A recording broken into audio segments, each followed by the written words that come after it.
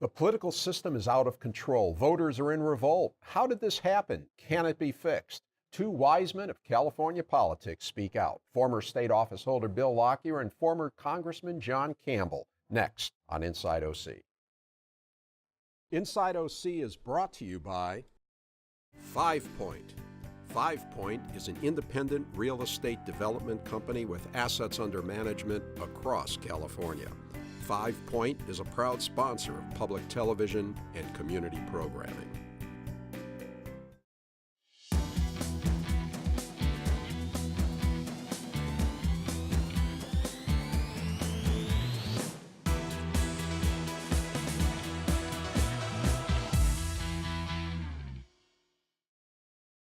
Hi, I'm Rick Reiff. Welcome to Inside OC. Government's broken, the political parties are in disarray, civility's out, insults are in, experience is a negative, compromise a dirty word. Voters are so angry they're fueling the presidential bids of a blustery populist Donald Trump and an unreconstructed socialist Bernie Sanders. How did we get here, and is there any way out? Well, nobody's in a better position to tackle those questions than my guests, statesmen turned private citizens. Joining me, Bill Lockyer. He was State Treasurer of California, before that the State Attorney General, and before that President Pro Tem of the State Senate. These days he's a corporate attorney in the Orange County office of law firm Brown Rudnick. And I assume that's not Brown as in Jerry Brown. You're right. Right, okay. And John Campbell, he represented Orange County as a state assemblyman, a state senator, and a 5-term U.S. congressman. Now he's at the University of California, Irvine, teaching classes on, among other things, what else? Congress. So gentlemen, thank you so much for being here. And Bill, let me start with you. It's a mess out there. Well, yes, and I've identified maybe 5 or 6 contributing factors and trends, but that run from the way the media has changed, social media, internet fictions that get amplified, the lack of journalist discipline to fact check, to the political institutions and campaign fundraising, to voters' inflated expectations and misunderstandings and inattention, not understanding the way our system works. I assume we can all agree there's dissatisfaction out there. Huge. And have these things created the dissatisfaction, or are they simply ways that people can now express their dissatisfaction? Well, it's both, but certainly there's a huge amount of anger with all institutions in our society, and a lot of it's focused on government and what they view as a government that doesn't care about them, that's unresponsive to their needs, that seems controlled by elites, and anger that comes out of that, along with economic stagnation and other issues. John, what do you think's fueling this? First of all, let me, on the premise of the question to some degree, politics and government is not static, and it's not stable, it's not supposed to be, and it won't be. I mean, you can't have the same Republican Party as Ronald Reagan forever, and you can't have the same Democratic Party as Bill Clinton forever. Things will change, and there will be dynamism that happens. At the moment, the center of the Republican Party has moved to the right, the center of the Democratic Party has moved to the left. When I was first elected to Congress, the moderates and Democrats were called the Blue Dogs, and the moderate Republicans were called the Tuesday Group because they met on Tuesdays. If you added them both up, there are about 125 members of Congress who self-identified as moderates. In other words, they were proud and to self-identify and say, I have joined the moderate group, I'm a moderate Democrat, I'm a moderate Republican, you ought to know that. Those two groups today are down to like 30 members. And so the middle has sort of vanished. And compromise becomes more difficult when you do that.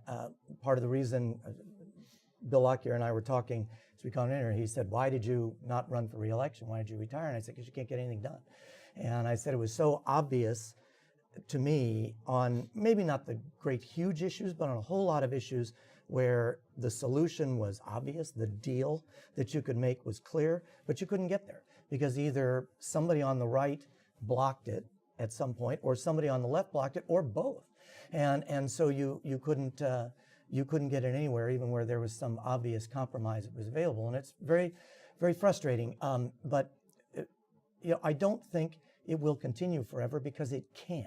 Because eventually things the system has to produce a product again at the end of the day. Now, what will be the germination of that change and in what direction that change will go, I think is clearly not determinable. at this John's point. right about the increased polarization. It's also reflected with voters Yeah. who have very strong views and don't like compromise. They think it's unprincipled and so on. And so ultimately, people decide, look, we've just got some needs to address that we can't postpone, or somebody wins. Right. One side or the other wins, and then you've got a sort of new majority somewhere. Bill is exactly right. And it's one of the things I've found in Congress. You can say what you want about it, but it is reflective. I mean, the founders did a good job of creating a system. You're up before the voters every 2 years.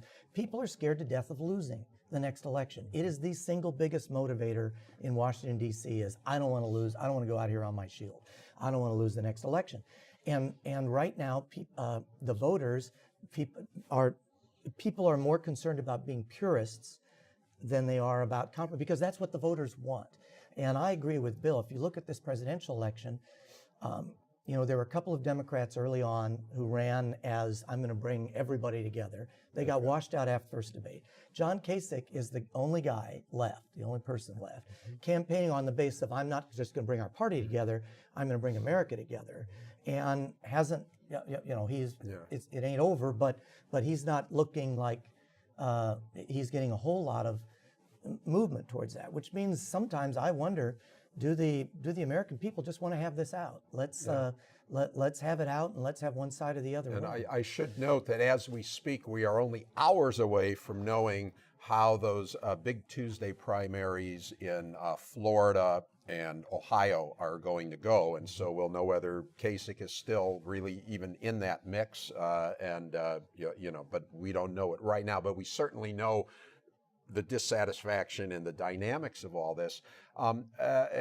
John mentioned the polarization. Is that, again, what do you think has stoked that, there's always been, John mentioned, people wanting to get reelected. That's always been the case. What's changed?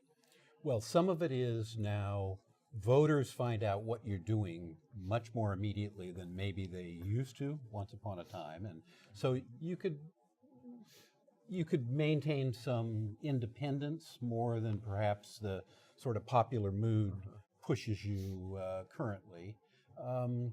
But it's more, voters are different in the two parties. And so that demographic change is something new in the country. The people who elected Ronald Reagan are not the country today. It's different. And so Democrats tend to be all the clusters of minorities and some white liberals, and Republicans are essentially a white party, more male than female. And they have different worldviews and expectations of what government, and disappointment about what's changed and am I left out and what's going on here? Yeah, you mentioned social media, and and I'm a big believer in the the empowerment that the internet and social media and all that has brought about, but it's also allowed people to self-select more. Do you think that feeds what's going on? In other words, you don't really have, in the past, there were 4 networks and all Americans watched the same things. We don't have Walter Cronkite Cronkite anymore. Right. And so there's no sort of person who's regarded as authoritatively providing news. Now you can find someone who already agrees with your opinion, and you watch them, and it reinforces your pre-existing beliefs and makes this ability to compromise harder and the polarization more acute. Yeah, John, Bill, at the top, I'm glad he mentioned media, because I had actually written down 2 things. I call them the M&M boys: money and media, 2 things that are often cited as fueling what's been going on. I have been very disappointed in my own profession. I think that, and I'll just throw out one thing: the media is so focused on the horse race now. The horse race, who's ahead, how does this politically hurt or help somebody. That's a big part of the story. Maybe it's 25, 30% of the story. It's become 95% of the story. How much substance, how much does anybody report on what this policy would mean, what this person has done, whether they've succeeded or not? It's all rhetoric, and it's all whether this position is going to hurt or help someone. And I think that's hurt the whole dialogue. Well, and I'm not a fan of the media, as you can imagine. But did the You're media, a fan of mine, though. Well, of Yes, course, yes, absolutely, but with right. that sole exception. But did the media drive this, or is the media reflecting this? You could say the same thing about television, reality TV, and so forth. That there's a number of things out there that are more surface, more vacuous, more whatever than perhaps they used to be at some previous time. So I'm not sure we can blame it all on that. I wonder, when I see what's going on out there, if the models of both parties are not quite working right now. On the Democratic side, there's obviously the rise of Bernie Sanders, but you have very low turnout compared to 2008, indicating that Democratic voters are disenchanted with their party in one form or another. The disenchantment on the Republican side is there, but it's reflected in a different way. Huge turnout, but a split, but great division and so forth within the party. And so I'm tending to think, and from this election, as I'm trying to read the tea leaves from it, is that it will certainly be a different Republican Party in some way than perhaps the Republican Party that Reagan ushered in terms of positions and other things. I don't know whether it'll happen this year or next year or in the future, but I have a feeling that it's going to transition to some degree. And the Democratic Party will probably transition too. It will transition quicker if Hillary Clinton does not become president. It will transition slower if she does, but I think it will transition in either event. Is it possible that rather than transition, these parties will go away? They'll be replaced with something else, either one or the other. Bill, what do you think? I doubt it. I think they're pretty, they're small changes in the composition of the two parties, but it's a sort of natural way for people to make choices, a yes, no, a them, this one, that, and among the other things, it would worry me to have kind of European-style splintered party system. I think it's pretty embedded. And now we have this growth of independent voters. I understand that phenomenon where people say, well, I don't really want to be in either party, but they're still deeply rooted. What do you think about the whole issue of lack of civility and some of the comments, obviously, in the Republican debate, probably submarined or to some extent very much hurt Marco Rubio's chances when he started trying to out-Trump Trump. But, is that, do we make too much of that, Bill, or is that a sign of some, your party? Well, yeah, okay, all right. I think we may be making too much of that. I think, and also if you look back throughout history, there's been plenty of times with civility, at least on the floor of the United States Senate. We're not caning each other to death anymore. But you have to go back. Yeah, sorry. So we're not caning each other or shooting each other in duels. But there have been periods of lack of civility throughout the country, and the country didn't fall apart. So I don't think it's and the other thing to I think understand is that Donald Trump. People will say many things differing about him, but I think there's two things you have to agree. Number one, the guy's not dumb. And number two, he knows how to work a television camera, and he knows how to use that and how to get earned media to his advantage. And so certainly he has been a part of this, a part of this, if you would call it, lack of civility and so forth. But I don't think it's necessarily a permanent change, nor do I think it's that frightening. All right, well, when you say not that frightening, let me add to the hyperbole myself and maybe overstate it. But as I'm watching these debates and I'm watching the two parties, I see one side, the Democrats, who can give out more free stuff. It's a battle like who can give out more free stuff. And on the Republican side, it's who can be the first one to drop a bomb on Iran. All right, I realize I'm exaggerating a little, but it's almost these extreme positions that everybody's staking out. And well, some of that is responding to who votes in a primary. So that's a that's a subset of the electorate, and when we're in primary system, there's more talking to those folks that happens by candidates, and I don't disagree with the sort of cartoon sketch, but at some point you have. Some people are revolting Well, and it's partly against, why people said you campaign in poetry and you govern in prose. And, we get to the prose stage where hopefully grown-ups are there. They know they need to govern. They know you have to compromise with your sharp-edged viewpoints in order to get something done. But I think, John... I was going to say, I agree.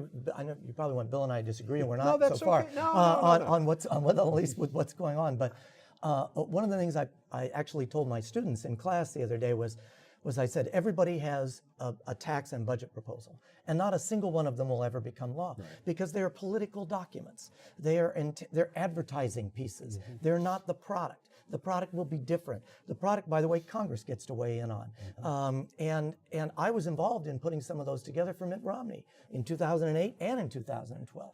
And you play a little fast and loose with the numbers, because unlike when you bring it in as a bill to Congress, nobody's going to take it completely to pieces. And let's remember again, this isn't, people say Kennedy beat Nixon in 1960 because he looked better on TV. So was that really about the substance of what Nixon was talking about, what Kennedy was talking about? Kimoy and Matsu. Or what? Or what was it? So I think the candidates understand that. They want to be the one that people like. Well, let's whether talk about, whether they're appealing, whether they appeal to their anger, whether they appeal to their love, whether they appeal to just the way they look, the way they act. There's no question that a lot of the people I know that are for Trump are saying, I just want somebody tough. And, well, what's he for? I don't really care. I want somebody tough. So people vote for different reasons. But I think, Bill, when you talk about governing, I think part of the problem is that people feel like the system isn't governing. I understand. And let me throw out two things. Just two of many issues that it seems like over all these years, why didn't we get it fixed? And one is immigration. And over the years, George W. Bush wanted to reform, and it's like, when the Republicans are proposing it, the Democrats would resist. When the Democrats are proposing it, the Republicans would resist. People look at that and say, you guys can't fix anything. What was the second one? The immigration was one. Well, you have to... entitlement reform, but we can talk, but anyways. Okay, well, on immigration, there are people with strong opinions in both parties about it. So we have philosophical debates, but there's very practical ones. There are impacts on business in the country. Republicans privately understand that allowing citizenship and that immigration wave to vote probably dooms the Republican Party to permanent minority status. They know that privately. But it's not just that cynical analysis, it's also some strongly held views about so then why did George law. But if that were the case, why would George W. Bush have been... Let me, because I have in 2005, when I ran for Congress, the number one issue was immigration, 11 years ago. We talked about Pete Wilson in 1994 with Proposition 187. What was the big issue? Immigration. Right. We're 22 years after Prop 187 in California, and it's still a big issue. You've had Republicans and Democrats, you've had each party completely in charge for a period of time, and nobody solved the problem. Why? It is a difficult problem, and when you solve it, you will piss off part of the electorate. Doesn't matter whether it's left, right, or center. It's very emotional. You will upset a significant part of the electorate, no matter what your solution is. So you only do it when you have gobs of political capital. And the last time anybody had gobs of political capital was 2008 when Barack Obama was elected, and he was in the middle of a financial crisis, and he couldn't spend the political capital on immigration. It was like the house was burning down, so he couldn't remodel the kitchen. Right. And then he did health care. So he burned his political capital up on those two issues, and then he tried to continue to do climate change and then failed. Right. So because he'd burned it all up, it was done. But to solve this, you need a chief executive with gobs of political capital and willing to spend it on that issue, and Republican or Democrat. Now, maybe that'll happen in January. We'll find out. John, I remember talking to you several years ago when you were still in Congress, still hopeful, and I think at that time you were trying to balance the budget, and you had a proposal. Talk about this, where you came up with something. You wanted to cut defense spending. Right. It was. Explain what Right. like we're going to cut this, we'll cut that, and you reached out to both parties, and right, what and happened? I failed. So what I what I had tried to do was that I'm a deficit hawk. I've been a deficit hawk when I was in the state legislature since the beginning of time. I'm a CPA. I may have something to do with it. So and the deficit worries me, spending worries me, debt worries me, et cetera. And the Democrats didn't want to cut spending on most things, but Republicans didn't want to cut spending on defense. And so my argument with Republicans was, look, if we ever want the Democrats to go along with cutting the things they really like, we have to agree to cut the things we really like, or we're not showing we're serious about the deficit.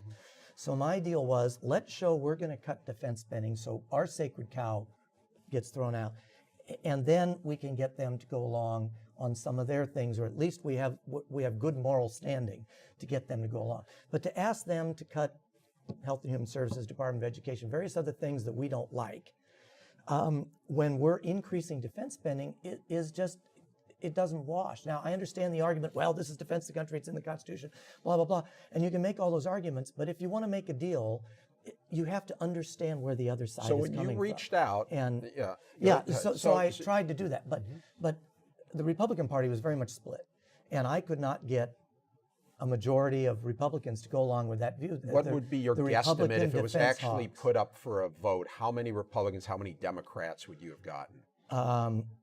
Most of the Democrats, and probably 50% of the Republicans. Oh, in other words, it might have passed, but we were in charge. Republicans were in the majority. Wow. So you had, and the so-called Hastert rule has always kind of been in effect, that if the majority of the Republicans aren't for something, you don't put it on the floor, generally speaking.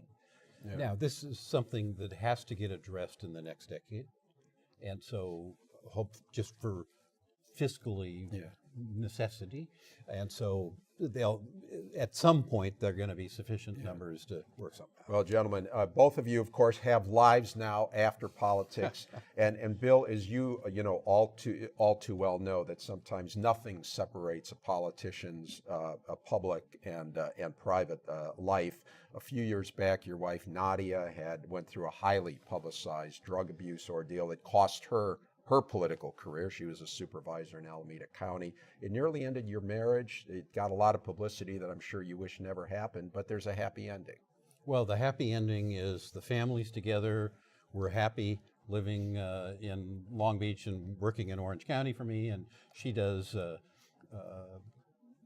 pro bono work on immigrant citizenship and so on as a lawyer, and two recently born boys in the how family. old are they now? 3 months. Wow. So anyhow, there's a happy ending to this story. Yeah, terrific. And John, what's your happy ending for now? Well, or happy beginning? I'm not flying back and forth to Washington every week and getting nothing done. So that's a happy ending. And as you mentioned, I'm teaching political science at UCI and enjoying that. I still fill in for national radio talk show host Hugh Hewitt. I'm his main guest host when he can't do the show.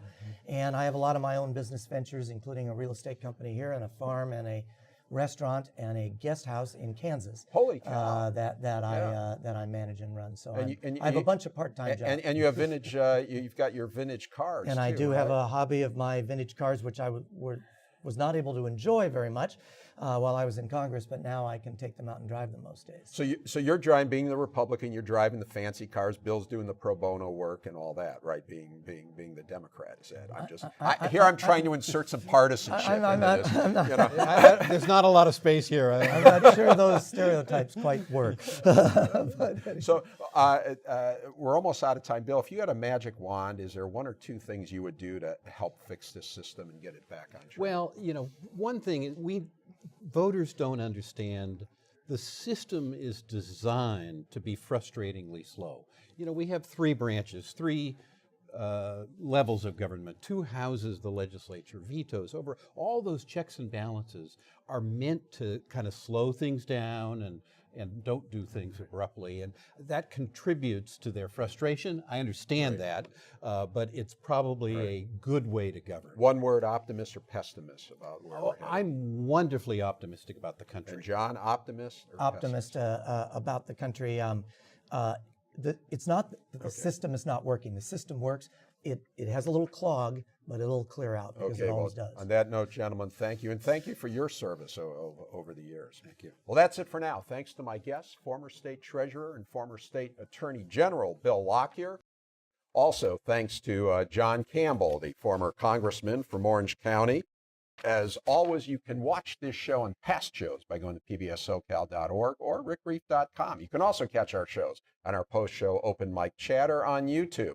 Follow us on Facebook, Twitter, and Instagram. Thanks for watching. We'll see you again on Inside OC.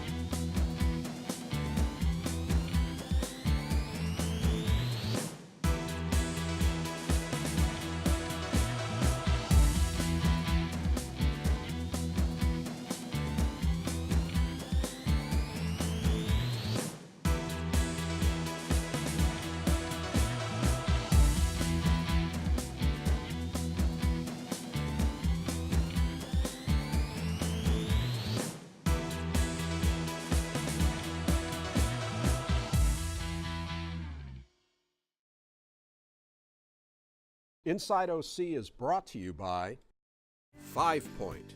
5 Point is an independent real estate development company with assets under management across California. 5 Point is a proud sponsor of public television and community programming.